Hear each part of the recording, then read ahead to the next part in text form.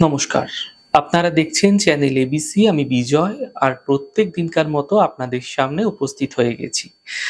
আজকে আমরা আলোচনা করব ধনু রাশির জীবনে শত্রুর প্রকোপ কিভাবে আসতে পারে, ধনু রাশির মানুষদের কাছ থেকে মূলত ফায়দা কারা নিয়ে থাকে, নক্ষত্র ভিত্তিক আলোচনা করার চেষ্টা করব যে কারা আপনার সঙ্গে সবথেকে বেশি শত্রুতা করে চলেছে। চলুন আলোচনায় যাই, একটু বিস্তারিত আলোচনা করার চেষ্টা করব।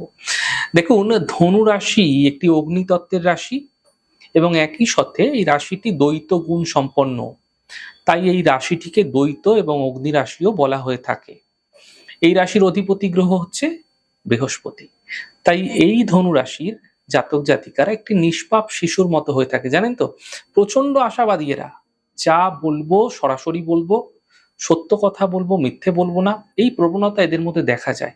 ধনুরাশির জাতক জাতিকারা একটা জিনিস খেয়াল করেছেন আপনারা, যখন কাউকে সাহায্য করেন, কি ভালো সম্পর্ক তার সঙ্গে আপনার।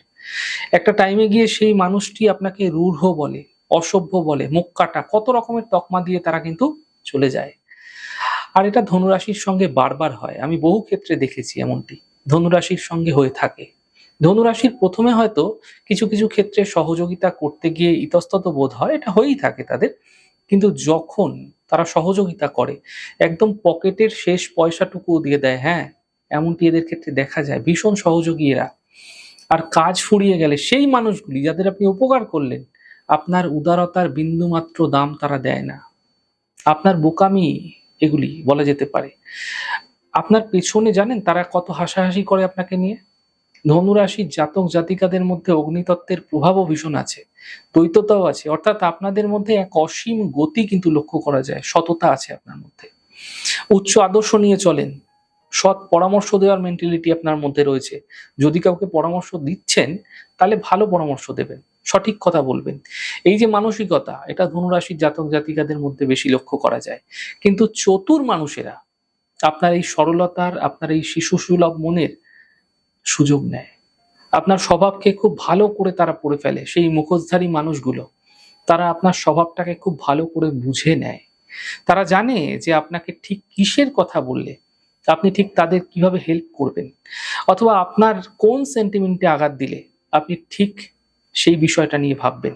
এটা তারা জেনে ফেলেছে। দেখুন, ধনুরাশিতে ৩টি নক্ষত্রের মধ্যে প্রথম নক্ষত্রটি হচ্ছে মূলা নক্ষত্র।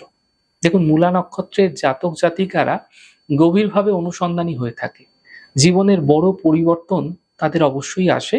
এরা গবেষণা করতে ভালোবাসে। একটু রিসার্চ ওরিয়েন্টেড কাজকর্ম ভীষণ পছন্দ এদের। ত্যাগ করতে পারে, ভীষণ ত্যাগী মানসিকতার হয়ে থাকে। আর মূলা নক্ষত্রের ফায়দা সব থেকে বেশি কারা নেয় জানেন? আমি দেখেছি তাদের কিছু গুরুজন এবং কিছু ভণ্ড মানুষ আছে। মূলা নক্ষত্র অনেক ক্ষেত্রে তাদের পাল্লায় পড়েন, তাদের সরল বিশ্বাসের সুযোগ নিয়ে তারা প্রতারণার শিকার হয়ে যান। বহু ক্ষেত্রে দেখেছি। কোনো বিদেশে যাওয়ার ক্ষেত্রে কারো পাল্লায় পড়লো, প্রতারণার শিকার হয়ে গেল, টাকা পয়সা দিয়ে আটকে গেল।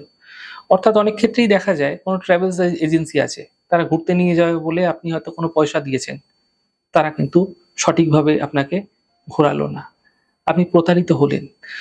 অর্থাৎ আমি দেখেছি যে মূলা নক্ষত্রের মানুষদের থেকে আর্থিকভাবে অনেকে ফায়দা নেয়, বহু কিছু জীবনে এরা করে ফেলে। এবার একটু আলোচনা করব ধনু রাশিতে থাকা দ্বিতীয় নক্ষত্র পূর্বাষাঢ়া নক্ষত্র সম্পর্কে। দেখুন, পূর্বাষাঢ়া নক্ষত্রের ফায়দা সব থেকে বেশি নেয় তাদের নিজেদের মানুষ, হ্যাঁ, তাদের নিজেদের পরিবারের মানুষ। কারণ আপনার বেষ্টনীর মধ্যে কিছু লোভী চতুর মানুষ রয়েছে, জানেন তো, যারা আপনার পজিটিভ এনার্জি, আপনার টাকাকে ব্যবহার করতে চায়, আপনার টাকা নিয়ে আনন্দ ফুর্তি করতে চায়। আপনার টাকা নিয়ে তারা আনন্দ করছে, আপনার অর্থ নিয়ে তারা ফুর্তি করছে, মজা করছে, আর আপনি সবকিছু থাকা সত্ত্বেও কিছু করতে পারছেন না। ভেবে দেখুন বিষয়টা। আপনার সবকিছু রয়েছে, আপনার অর্থ নিয়ে তারা আনন্দ করছে, আপনি করতে পারছেন না। আর আপনি যখন সংকটে পড়ে যান না, সমস্যায় পড়ে যান, তখন আপনার এই সংকট সমস্যার দিনে বহু মানুষ প্রশ্ন করে থাকে। অবাক লাগে। আপনি সমস্যায় আছেন, কিন্তু যেই মানুষগুলোকে হেল্প করলেন সেই মানুষগুলোই আপনাকে প্রশ্ন করছে, এ নিশ্চয়ই কিছু খারাপ কাজ করেছে। সে জানে আপনি কেমন মানুষ, সে জানে আপনি কোন ধরনের ভাবনা চিন্তা এবং মনে কোন ধরনের মন নিয়ে চলেন। তারপরেও এই ধরনের কথাবার্তাগুলো বারবার আপনার জীবনে শুনতে দেখা যায়। এবার আমরা আলোচনা করব ধনু রাশিতে থাকা তৃতীয় নক্ষত্র উত্তরাষাঢ়া নক্ষত্র সম্পর্কে। দেখুন, উত্তরাষাঢ়া নক্ষত্রের অধিপতি রবি। রবি মানেই উজ্জ্বলতা। আপনার ক্ষেত্রে দেখা যায় যে উত্তরাষাঢ়া নক্ষত্রের মানুষের হেবি নীতিবান, জানেন তো। উত্তরাশারা ভীষণ নীতিবান, দায়িত্বশীল, বিচক্ষণ, অপরাজিত যোদ্ধা। জয়ী না হওয়া পর্যন্ত কিন্তু লড়াই করে যায়। সহজে পরাজিত হতে চাওয়ার মানুষ এরা নয়। আমি দেখেছি উত্তরাশারা কারো অধীনে থেকে কিন্তু মানে বেশি কিছু মানে অনেক দিন, দীর্ঘ সময়কাল কিন্তু কাজ করতে পারে না। উত্তরাশারার ফায়দা কারা সব থেকে বেশি নেয় জানেন? কর্মক্ষেত্রে। কর্মক্ষেত্রে বস, ব্যবসার ক্ষেত্রে পার্টনার ভীষণ ফায়দা নিয়ে থাকে এদের। এদের অতিরিক্ত পরিশ্রমের সুযোগ নিয়ে থাকে। পুরস্কার বা ক্রেডিটের বেলায় অন্য কেউ, আর কাজের বেলায় এই উত্তরাশারা।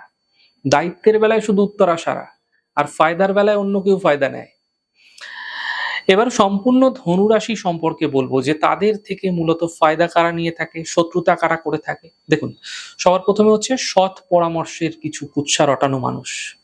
আপনি কাউকে সৎ পরামর্শ দিয়েছেন, সে আপনার নামে কুৎসা রটাচ্ছে। আমি বহু ক্ষেত্রে দেখেছি সৎ পরামর্শে কুৎসা রটানো মানুষের অভাব ধনুরাশির মানুষদের হয় না।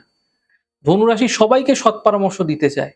কোনো কূটনীতির জ্ঞান ধনুরাশি দেয় না। খাঁটি কথা বলে, স্পষ্ট কথা বলে, সোজাসাপটা কথা বলে। কিছু মানুষ থাকবেই ধনুরাশির আশেপাশে যারা ধনুরাশি থেকে পরামর্শ নেবে, পরামর্শ নেওয়ার পর বাইরে গিয়ে রটাবে। অহংকারী মানুষ, পরামর্শ দেয় না, ভুল ডিসিশন দেয়, ভুল সিদ্ধান্ত দেয়। এই যে প্রবণতা, বিষয়টা বুঝুন ভালো করে, এই যে প্রবণতা, এগুলো কিন্তু ধনুরাশির ক্ষেত্রে ভীষণভাবে দেখা যায়, তাদের জীবনে ঘটে। ঘটছে কিনা জানাবেন আমাকে কমেন্ট বক্সে। এরপর ধনুরাশির ক্ষেত্রে আরেকটি ফায়দা নেওয়ার মানুষের কথা বলি, টাকা ধার নেওয়ার মানুষ। দেখুন, টাকা ধার নেওয়ার মানুষ এদের অনেক আছে। আমি অনেক রাশির ক্ষেত্রেই টাকা ধার দিয়ে ফেরত পেতে দেখেছি, কিন্তু ধনুরাশির ক্ষেত্রে সেটা একটু ব্যতিক্রম। ধনুরাশির ক্ষেত্রে কিন্তু সেভাবে দেখা যায় না। ধনুরাশির জাতক জাতিকারা যদি একবার কাউকে টাকা ধার দিয়ে দেয় না, সেই টাকা তারা আর সহজে ফেরত পায় না। আমি বহু ক্ষেত্রে দেখেছি তারা যদি একবার দিয়ে দিচ্ছে, কোনো না কোনোভাবে তারা কিন্তু তাদের অর্থ কিন্তু ফেঁসে যায়। ধনুরাশির জাতক জাতিকাদের একটা কথা সবার প্রথমে বুঝতে হবে। কি বুঝতে হবে জানেন তো? আপনারা বারবার এই টাকা পয়সা ধার দিয়ে ধোঁকার মধ্যে পড়েন, এটা ঠিক নয়। টাকার ফায়দা আপনি সবাইকে ধরিয়ে দিচ্ছেন, এটা অত্যন্ত খারাপ জিনিস, কিন্তু বুঝুন বিষয়টা।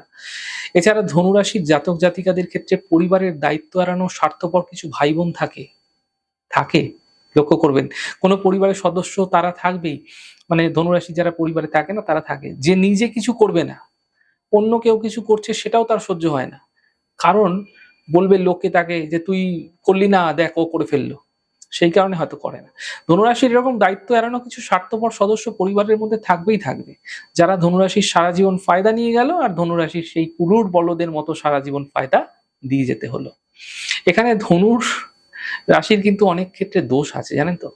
আপনি বোঝেন কিন্তু বুঝেও অনেক কিছু বোঝেন না, এটা সমস্যার বিষয়।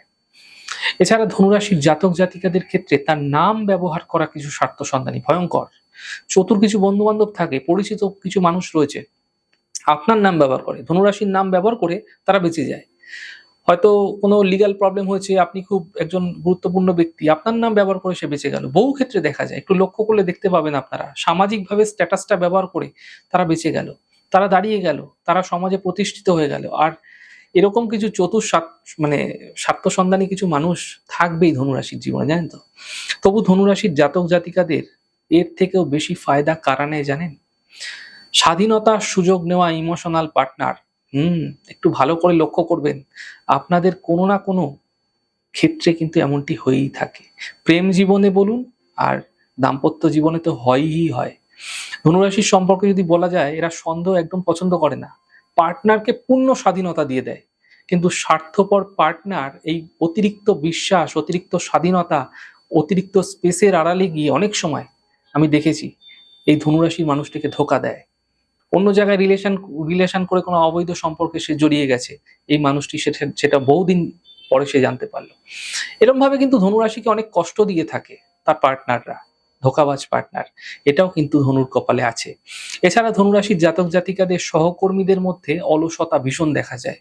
অদ্ভুত, ধনুরাশি এক্সট্রা কাজ করে দেবে, আর এরকম কিছু অলস সহকর্মী দিনের পর দিন, মাসের পর মাস, বছরের পর বছর আপনার ফায়দা নিয়ে যাচ্ছে। আপনি বুঝেও এখন না বোঝার ভান করেন অনেক সময়। আমি তো বলবো ধনুরাশির জাতক জাতিকাদের ফায়দার ক্ষেত্রে ধনুরাশিও যুক্ত আছে। আপনি এভাবে মানুষকে ফায়দা দিচ্ছেন, এটা কিন্তু ঠিক নয়। হ্যাঁ, তারা নিচ্ছে ঠিকই, কিন্তু আপনি তো দিচ্ছেন ফায়দা। ফায়দা না দিলে তারা নেবে কি করে বারবার? আরেকটা যেটা জিনিস অত্যন্ত গুরুত্বপূর্ণ, ধনুরাশির জাতক জাতিকারা অনেক সময় দেখবেন মুখের কথায় ভুলে যান। ভুলে যান এরা। অনেক কিছু হয়েছে, অনেক দাম্পত্য জীবনে অনেক সমস্যা এসছে। তার পার্টনার কোনো রিলেশনে জড়িয়ে গেছে। তার পার্টনার আবার তাকে ভালো করে বুঝিয়ে টুঝিয়ে নিল, সে আবার বুঝে গেল। সে ভুলে যায়, কথায় ভুলে যায়। বারবার আমি দেখেছি এটা। বারবার আঘাত পান, বারবার প্রতারণার শিকার হন। তারপরেও আপনাদের শিক্ষা হয় না। বারবার সেই একই রকমভাবে মুখের কথায় গলে যাওয়া এবং সেখান থেকে সমস্যায় পড়া। এই যে বিষয়গুলি, এটা ধনুরাশির জাতক জাতিকাদের জীবনে বারবার আসে। দেখুন, যদি আপনার রাশি ধনু হয়ে থাকে তাহলে সবার ১ম এ বলি কূটনৈতিক মৌনতা এবং সচেতনতা। সচেতনভাবে বিশ্বাস করার চেষ্টা করুন। বিশ্বাস করুন কিন্তু সচেতনভাবে করুন। সবাইকে বিশ্বাস করবেন না। সবসময় এই কথাটা মাথায় রাখতে হবে আপনাকে। ধনুরাশির জাতক জাতিকাদের এই বিশ্বাসটা না বুঝে শুনে করা উচিত। যেকোনো মানুষকে হুট করে বিশ্বাস করে ফেললেন, একদম নিশ্চিতভাবে প্রতারিত হবেন আপনারা। আপনার ফায়দা নেওয়ার ক্ষেত্রে আপনার সরলতা এবং সরলভাবে বিশ্বাস করাটা অন্যতমভাবে দায়ী আপনি। আমি অনেক ক্ষেত্রে দেখেছি কূটনৈতিক মৌনতা আপনি রাখতে পারেন না। আপনি কি করেন? আপনি বলে ফেলেন। আপনি প্রকাশ করে ফেলেন। আপনি আপনার লাইফে কি করবেন, কি প্ল্যানিং আছে বলে ফেলেন। যেখানে আপনার কদর কম না, বিশেষ করে সেই জায়গায় আপনি মৌনতা অবলম্বন করুন। আপনি লক্ষ্যভেদ করতে জন্মেছেন। অনেক ভালো থাকুন আপনারা। আমাদের এই ছোট, ছোট এপিসোড গুলো আপনাদের কিরকম লাগছে অবশ্যই কিন্তু লিখে জানাবেন। যদি ভালো লেগে থাকে সেক্ষেত্রে লাইক করতে, কমেন্ট করতে, সাবস্ক্রাইব করতে এবং শেয়ার করতে বন্ধুদের সঙ্গে ভুলবেন না। অনেক ভালো, সুন্দর, সুস্থ থাকুন। আগামী পর্বে দেখা হবে। নমস্কার।